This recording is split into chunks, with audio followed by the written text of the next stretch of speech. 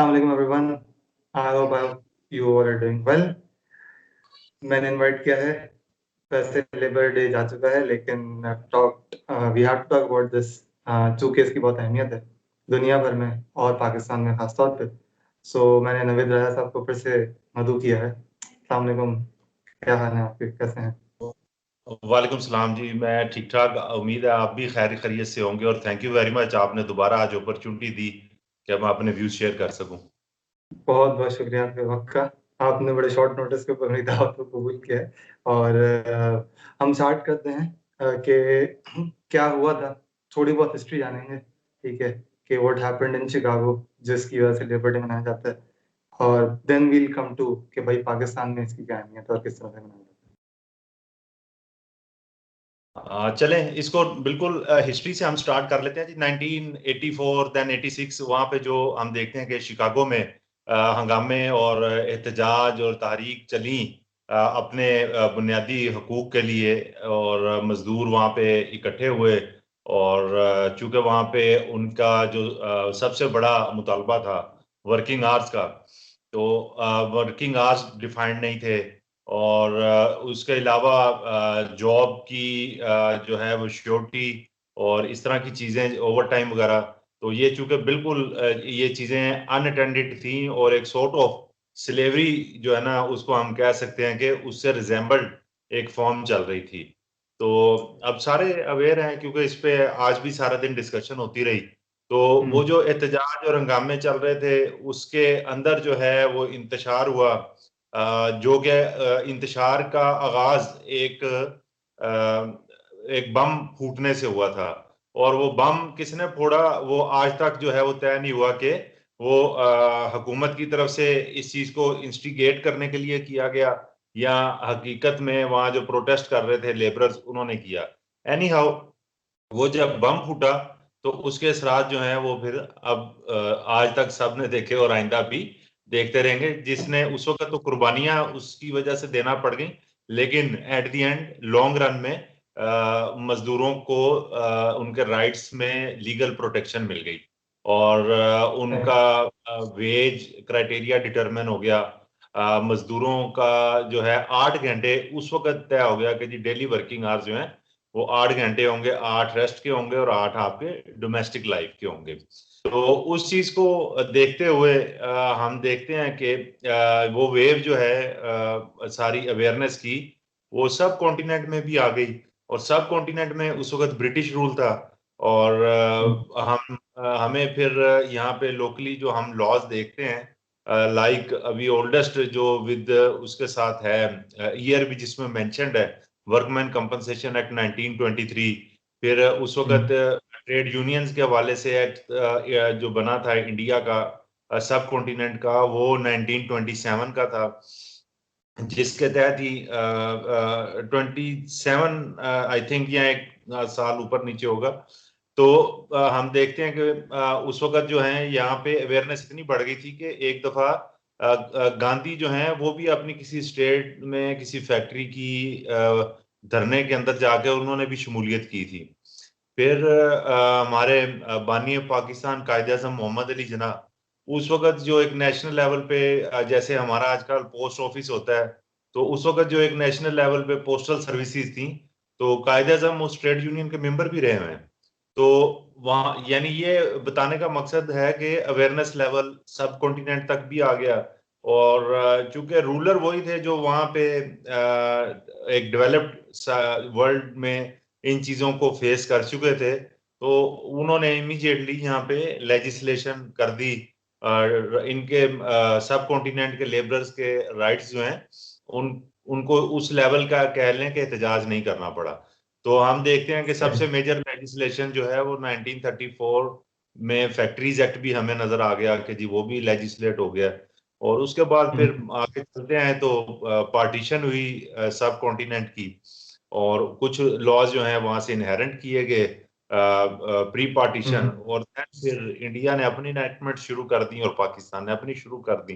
तो ये एक इसका बैकग्राउंड है कि ये कैसे ये चीजें इवॉल्व हुई इन लेटेस्ट वर्ल्ड। अगर इसकी और पीछे जाएं हिस्ट्री में, हमें इस्लामिक हिस्ट्री भी मिलती है, और इस्लामिक हिस्ट्री से पीछे भी चले जाएं तो हजरत मूसा जो है उनका भी कॉन्ट्रैक्ट एम्प्लॉयमेंट की एक सबसे बड़ी एग्जांपल उनकी अपनी है कि उन्होंने भी एक मुआहदे के तहत मुलाजमत की इख्तियार और उसको फुलफिल किया।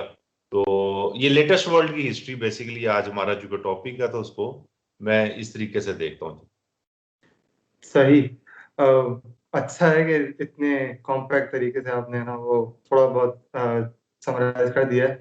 मूविंग ऑन टू जब पार्टीशन हो गया, सही है, और आज जो हालात हैं, 70 साल से ऊपर का अर्सा हो चुका है, तो आप क्या समझते हैं इन द करंट एरा किस तरह से मनाया जा रहा है, और पार्टीशन के बाद से अब तक किस तरह से मनाया गया है?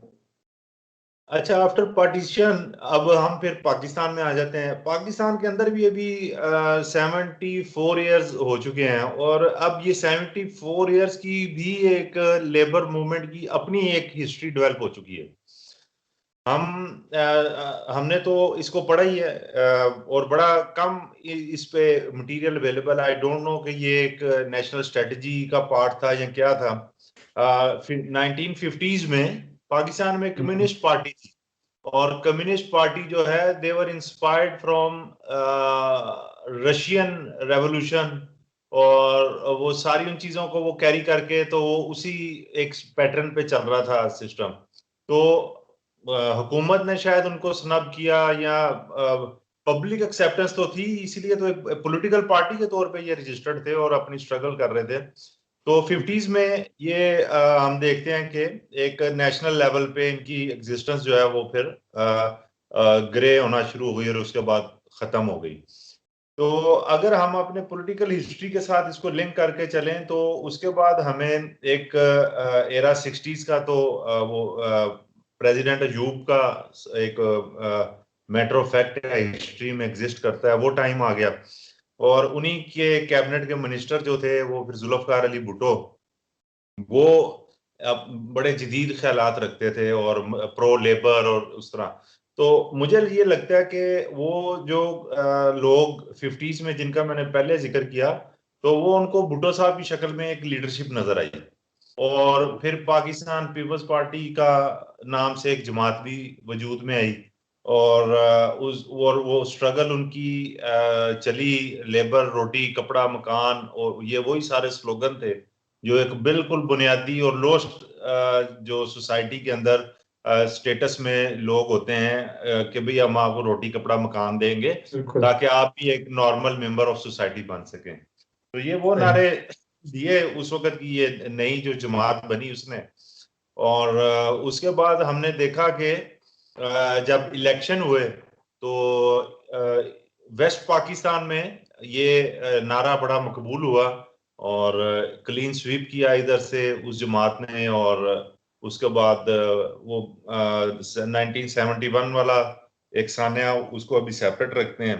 फिर उसके बाद यहाँ पे एक फर्स्ट इलेक्टेड गवर्नमेंट पाकिस्तान में कायम होती है और हमें आईने पाकिस्तान भी उसी दौरे हुकूमत में मिल जाता है 1973 का। तो उस वक्त में हम देखते हैं कि हुकूमत चूंकि देखें वोट बैंक का बड़ा इन्फ्लुएंस होता है, बड़ा प्रेशर होता है, आपने जो कमिटमेंट्स की होती हैं तो अपने वोट बैंक की सेटिस्फेक्शन के लिए और उसके अलावा ठीक है जो ख्यालात होंगे कि जी हम इस तरीके से ये निज़ाम मीशत लेके आएंगे, तो नेशनलाइज कर लिया गया प्राइवेट सेक्टर इंडस्ट्रीज को, और जो कि वक्त ने साबित किया गलत फैसला था। तो उस नेशनलाइजेशन से लेबर मूवमेंट को काफी स्ट्रेंथ भी मिली और इनका जो है नेशनल लेवल पे पॉलिटिकल लेवल पे मामलात में पार्टिसिपेशन, कंट्रीब्यूशन, इंटरफेरेंस काफी हद तक हिस्ट्री हमें बताती है कि वो शुरू हो गई थी। उसके बाद हुआ क्या कि हर चीज की कुछ लिमिट्स होती हैं। तो शायद वक्त के साथ साथ जब ये चीजें नेशनलाइजेशन हो गई, इनको डिफरेंट कमेटीज में जो है रिप्रेजेंटेशन मिल गई, डिफरेंट फोरम में रिप्रेजेंटेशन मिल गई, तो ये एक इन फील ये आई कि जी हुकूमत के भी मामलात में इंटरफेरेंस शुरू हो गई है। तो जब ये फील आई कुछ उस 70s का जो टाइम है उसमें हम देखते हैं वाकयात हैं, बड़े मशहूर वाकयात हैं, एक दिन के वाकयात नहीं है, सालों पे मुहित वाकयात हैं। कराची के साइट एरिया और डिफरेंट एरियाज में ऑलमोस्ट हुकूमत की रिट जो है वो खत्म तो नहीं, इस वक्त मैं कहूंगा कि चैलेंज थी फुली ना वहां पे।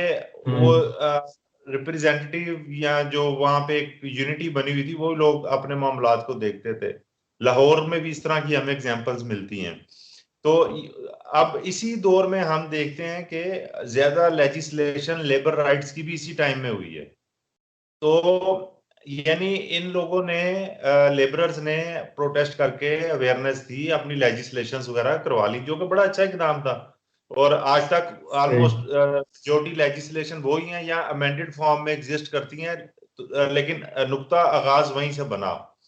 तो उसके बाद जब एक इस मूवमेंट ने क्लाइमेक्स देखा कि एक बुलंदी को छुआ, यानी एक किस्म का प्राइम मिनिस्टर की सीट तक भी कि उनका नुमाइंदा पहुंच गया और सारा कुछ, तो जब नीचे इन लोकल लेवल पे हुकूमती मामलात, इंतजामी मामलात में इंटरफेरेंस शुरू हुई, तो वो ही दौरे हुकूमत मेरे ख्याल में सबसे सख्त दौरे हुकूमत रहा है फॉर लेबर मूवमेंट्स इन पाकिस्तान, कि बहुत सख्ती से निपटा गया। और कई जगहों पे बुलडोज किया गया मूवमेंट को, और इस तरह की काफी वाकयात छोटे छोटे हमें दाएं बाएं देखें तो मिल जाते हैं, लेकिन ये एग्जिस्ट कम करते हैं, डिस्कशन इन पे कम हो रही होती है इन वाकयात पे। तो एनी हाउ, इसको हम पाकिस्तान हिस्ट्री की बात कर रहे हैं, थोड़ा आगे लेके चलते हैं। तो मेजर लेजिस्लेशन भी हो गई, क्लाइमेक्स भी हो गया, डाउनफॉल भी हो गया। अब मैं ये समझता हूँ कि 70s का जो टाइम है ना, वो एक टर्निंग पॉइंट भी है। कि एक जो हम इसको शिकागो से लेके तो 70s तक देखते हैं, इसके अंदर बड़ी स्ट्रेंथ, बड़ी हाइप और बड़ी यूनिटी और सारी चीजें नजर आती हैं। 70s के बाद जो है वो चीजें खत्म हो गई। और आप देख लें कि 70s के बाद जो कवानीन आए हैं, उन कवानीन में भी उस तरीके से स्ट्रेंथ नहीं है। फिर 80s में माशाल्लाह था पाकिस्तान में। 80s में एक वाकया मुल्तान में हुआ, उसकी ज्यादा डिटेल में अभी नहीं जाएंगे हम, लेकिन अगर उस पे रिसर्च वर्क हो और उसके डिटेल्स सामने आए, जो कि पुराने लीडर्स को पता है कि क्या हुआ था और कैसे, तो शिकागो वाकया तो उसके सामने कुछ भी नहीं है। तो पाकिस्तान की अपनी बड़ी हिस्ट्री इवॉल्व हो चुकी हुई है। तो आफ्टर 80s फिर वो हमारी कुछ सियासी हुकूमतें आई, और जो बार बार आती रही जाती रही। फिर परवेज मुशर्रफ का एक टाइम था, उसमें देखा कि IRO 2002 आया, जिसपे काफी तहफ्फुज़ात का इजहार किया गया कि जी इसके अंदर तो रीइंस्टेटमेंट तक का राइट जो है थ्रू लेबर कोड वो भी ले लिया गया था वापस। तो उसके बाद अब पीपल्स पार्टी ने 2008 में आके दोबारा अपनी उस एक जो, क्योंकि उनका वो प्रो लेबर का एक टैग है उनके साथ, तो उसको निभाते हुए उन्होंने कुछ इंडस्ट्रियल रिलेशन ऑर्डिनेंस 2008 का पहले आया। फिर उन्हीं के दौर में IRA 2012 आ गया। तो ये चीजें अब यहाँ तक इवॉल्व हो गई। लेकिन एक काम उन्हीं के दौरे हुकूमत में हो गया, 18वीं तरमीम।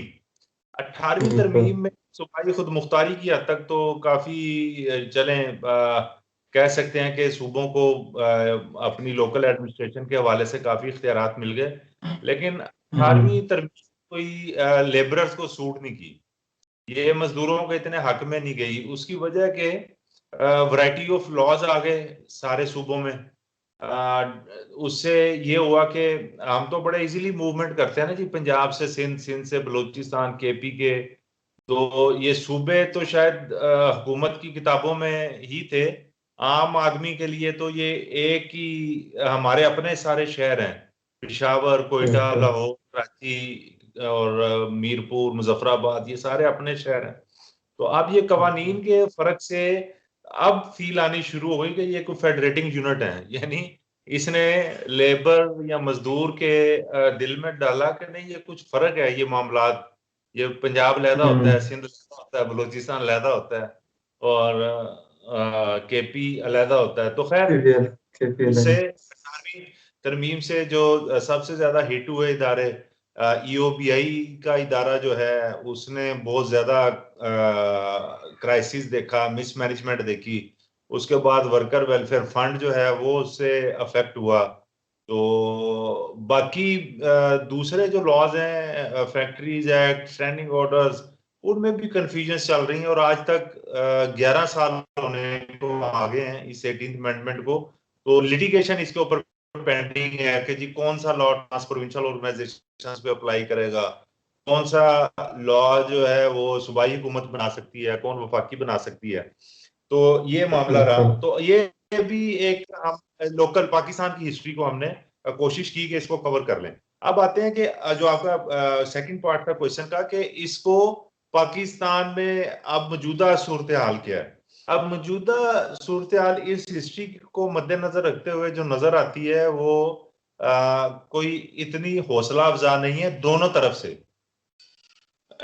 हुआ क्या है, जो मेरा ऑब्जर्व करता हूं मैं, देखा है डिफरेंट सिटीज में ट्रेवल करके, दोस्तों से बड़ों से बातें करके, उनसे पूछ के सुन के जो चीजें पता चली हैं, उसके अंदर ऐसे ही है कि कुछ पुराने इदारे जो 60s 70s 80s से चल रहे हैं उनके अंदर यूनियंस का वजूद है, और नए इदारों में, नई मल्टीनेशनल्स में हमें कंपैरेटिवली बहुत कम यूनियंस नजर आती हैं। अच्छा, जो यूनियंस नजर आती हैं अब उनका रोल भी काफी हद तक डिफरेंट हो गया हुआ है। उनका एक्सेप्शनल केसेस होंगे, लेकिन मेजोरिटी हम देखते हैं कि अब ये एक कोई इसको मैं क्या लफ्ज प्रॉपर होगा कि ये मसलियत पसंद कह लें, या यानी ये एक कैटेगरी में डिफाइन कर रहा हूँ। एक कैटेगरी मसलियत पसंद यानी जो अकोमोडेटिंग स्टाइल में चल रहा है, दोनों पार्टीज उसमें खुश हैं, या कम से कम नुमाइंदे खुश हैं दोनों साइड के, बाकी नीचे तो पता नहीं क्या होगा। दूसरी कैटेगरी मैं इसको देखता हूं कि अभी जो है ना स्कोप बड़ा लिमिटेड हो गया है यूनियन एक्टिविटीज का। स्कोप ये हो गया कि कुछ गिने चुने लोग जो हैं वो तो नुमाइंदे बन गए हैं, वो ILO में भी जा रहे हैं, वो नेशनल लेवल में भी रिप्रेजेंटेशंस कर रहे हैं, सारा कुछ।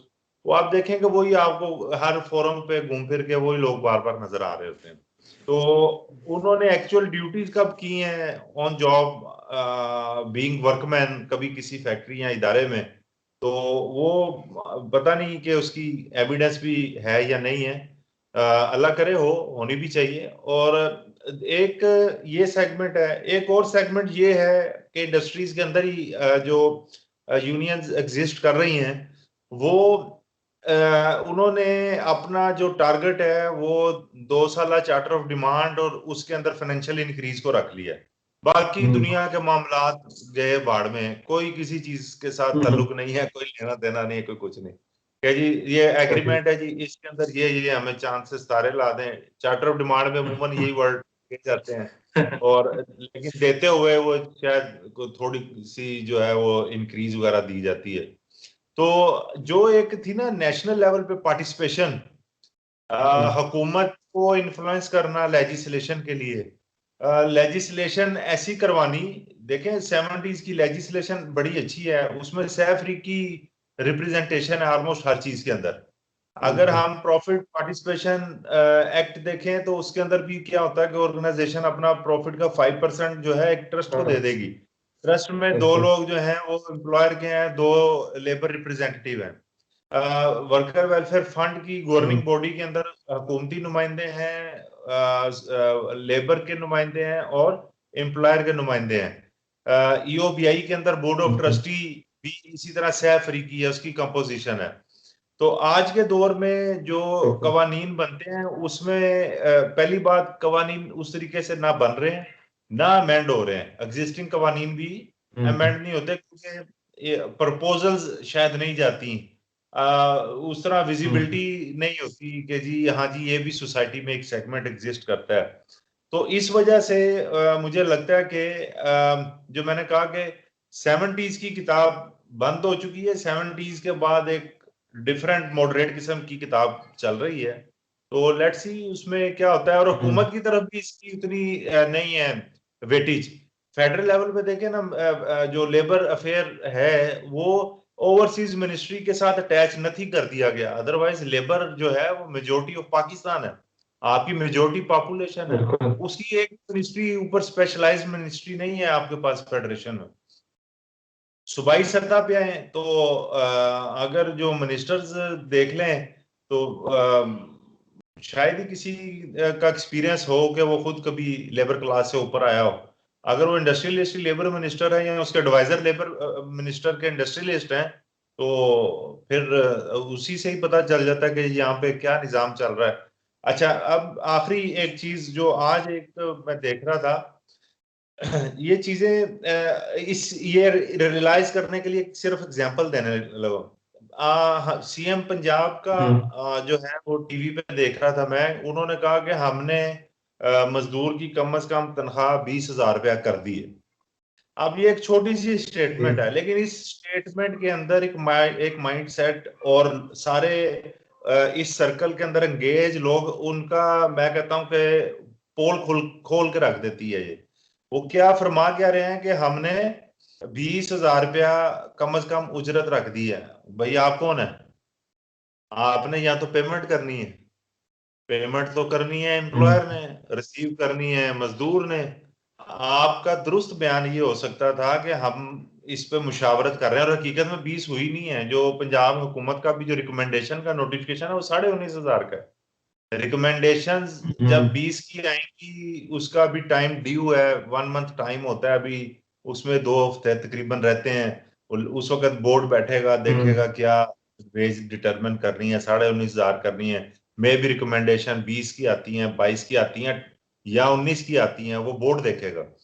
तो ये एग्जाम्पल देने का पर्पस ये था कि स्टेटमेंट, अगर ये 70s के कोई लेबर मिनिस्टर या उस वक्त के कोई मिनिस्टर स्टेटमेंट देते, वो यही कहते हैं कि हमारी 20,000 वेज डिटरमिन करने के ऊपर एम्प्लॉयर और वर्कर के रिप्रेजेंटेटिव्स के साथ बातचीत चल रही है। तो ये पाकिस्तान के और ये मौजूदा सूरत हाल में हम देखते हैं। और रैलीज वगैरह जो है उसमें देख लें कि एक सिंबॉलिक रैलीज निकाली जाती हैं, और कोई एजेंडा पूछ लें तो मेरे ख्याल से कोई ऐसा कोई स्पेसिफिक एजेंडा नहीं नजर आएगा। कोई एजेंडा अगर होगा तो उसका रोड मैप क्या है कि किस तरीके से चीजें आपने लेनी है। चीजें थ्रू लेजिस्लेशन ही ली जाती हैं। तो किसने कोई ड्राफ्ट बिल है उसके ऊपर आज कोई बात हुई कहीं पे कि जी ये वाली लेजिस्लेशन करानी है? किसी रैली में, किसी स्पीच में किसी ने रिप्रेजेंट किया कि जी ये कवानीन है और ये बिल है, क्या आप लोग सारे मंजूर करते हैं? एक जनरल बॉडी इजलास होता है, आज तो भरपूर इजलास हो जाना था और हुकूमत को बड़ा अच्छा मैसेज जाता कि ये कवानीन बनाया। तो ये एक इसमें ये भी गैप नजर आता है। अच्छा, उसके बाद एक और मेरी इसमें सजेशन है कि इसको ना जो लेबर डे या मे डे है, इसको एक गजेटेड हॉलीडे के तौर पे ले लिया गया हुआ कि ये छुट्टी होगी। अब कई लोगों को दुख था हफ्ते वाले दिन आ गई जिनकी सैटरडे ऑफ होता है कि यार ये छुट्टी हमारी। तो वो जो इसका स्पिरिट है वो उस तरीके से खत्म हो गया हुआ है। अब होना ये चाहिए कि लेबर डे या मे डे को हर साल किसी ना किसी एजेंडा के साथ कनेक्ट कर दें। For example labour day for social security, और 2021 का लेबर डे पे बातें हर जगह सोशल सिक्योरिटी की होती हैं। लेबर डे फॉर जो है उसमें वर्किंग आवर्स कर देते, फॉर कंपनसेशन कर देते, कंपनसेशन में जी ये आते हैं। तो किसी एक एजेंडे पे होता, सारा दिन तकरीरें होती, शाम को या 2 दिन बाद जो नेशनल लेवल बॉडीज हैं वो सारी तकरीर के आउटकम को पाइल अप करके इकट्ठा करके उसका क्रक्स निकाल के तो अपनी तजावीज बना के सर्कुलेट करती, अखबारात में आए, हुकूमत को जाएं। तो ये इसका एक ट्रू स्पिरिट बनता है कि इस तरीके से किया जाए। अच्छा, उसमें अब जब लेबर डे की या मे डे की मजदूरों की बात करते हैं तो ये प्योरली ये समझ लिया गया कि मौजूदा आजर या एम्प्लॉयर इसी से ही कुछ लेना है और उसको टोटल आइसोलेट कर दिया गया है। एक आइडियल स्टेट ये बनेगी अगर दोनों पार्टीज इकट्ठी सॉलिडारिटी के तौर पे इस दिन को मना रही हो, तो मैं समझता हूं कि जेन्युइन आपको एक प्रोग्रेसिव वर्क प्लेस इन्वायरमेंट वहां से नजर आएगी। तो ये हमें बुनियादी कुछ तालीमात ही हैं, इसको मैं तालीमात कहूंगा, इसकी ट्रेनिंग की जरूरत है, इस बात को फैलाने की जरूरत है, लेबर डे के स्पिरिट को समझने की जरूरत है, लेबर डे के मनाने के बाद के क्या टारगेटेड हैं कि हमने इसके अंदर से हासिल क्या करना है, 2021 के लेबर डे से क्या हासिल करना है, 2022 के लेबर डे से क्या हासिल करना है, क्या दिन बना के रैली निकाल के तस्वीर उतरवा के कल अखबारात में लगवा के क्या वापिस चले जाना है। तो ये एक करंट सिनेरियो है और थोड़ा सा डायरेक्शन दुरुस्त होने वाला मामला मुझे लग रहा है जी। बिल्कुल बिल्कुल, बहुत अहम और मालूमाती जो आपने समरी दी है वो काफी मालूमात अफ़ज़ा है। एक पहलू है, मैं खत्म करने से पहले वो जानना चाहूंगा। बहुत आम तौर पे देखा गया है, जो रैलियां होती हैं या सोशल मीडिया पे पोस्ट आती हैं, उसमें कहा जाता है शिकागो के शोधा को सलाम। अब ये एक पहलू है, जो वैसे तो पाकिस्तानी, वैसे तो मुसलमान है ना, जो शिकागो के शोधा को सलाम वाली जो बातें हैं, है ना, इसमें मुझे थोड़ा-सा इख्तिलाफ होता है कि जो है वो मतलब पाकिस्तानी में होने के नाते चले हमने मज़दूरों को कनेक्ट कर लिया वहाँ के मज़दूरों से। लेकिन जो है वो उस ज़माने के शोधा और हमारे लिए शोधा का जो कॉन्सेप्ट है, ठीक है? इसके ऊपर आप अगर इस स्लोगन को अमेंड करना चाहें या इसको दुरुस्त फरमाना चाहें तो आपकी क्या राय हाँ, होगी? यही देखे ना आप, वो कहाँ से शहीद हो गए है। उसका बेहतरीन तरीका ये है कि आप ये अगर लिख दें शिकागो के मजदूरों की कुर्बानियों को खराजे तहसीन पेश करते हैं या कुर्बानियों को सलाम कर रहे हैं। सही। तो क्योंकि देखें वो बीज तो वहीं लगा था, इस चीज को तो एक्सेप्ट करना पड़ेगा, लेकिन वो अपना शहीदों को सलाम, और जो उसके इधर जो हुआ है 73 साल के, इधर के शहीद कहाँ पे जाएंगे? बिल्कुल, उनका कौन जिक्र करेगा? उनका किस सदी में, किस दुनिया में, किस दौर में जिक्र होगा? सही बात है। बिल्कुल सही बात है। सही, सही, सही, सही। बहुत-बहुत शुक्रिया नावेद राया साहब, और मुझे खुशी हुई कि हमने इस दिन की मुनासबत से काफ़ी मालूमात अंगेज़ बातें की, ठीक है? और एक मिसकंसेप्शन जो था, जो मैं चाहता था कि यहाँ आइडेंटिफ़ाइड हो, ठीक है? उसके ऊपर भी आपने जो है वो अपनी नज़रसानी और अपनी राय दे दी। तो आई लुक फॉरवर्ड कि इंशाअल्लाह हम मज़ीद किसी टॉपिक के ऊपर मज़ीद गुफ्तगू करेंगे, and till the next podcast, I say you all. अल्लाह हाफ़िज़। थैंक यू वेरी मच जी, बहुत शुक्रिया।